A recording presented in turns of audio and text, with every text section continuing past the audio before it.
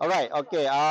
Since there are a lot of activities that we are going to do, so I hope that there are huge and a lot of participation from the students, so that not only they are able to achieve or to achieve the objective, but also for the teachers to be able to find some students to be selected for the core academic activities in district level.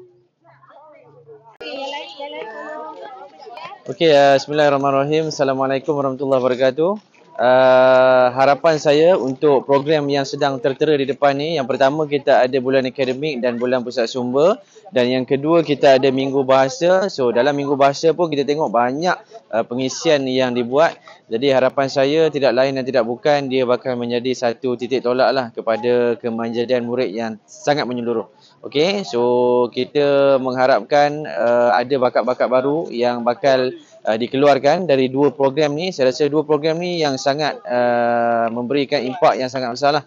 Okey, so tidak lain dan tidak bukan, kita mengharapkan ada kesinambungan daripada program ni yang akan kita bawa untuk ke peringkat daerah, negeri dan sebagainya. Itu saja. Terima kasih. Assalamualaikum warahmatullahi wabarakatuh.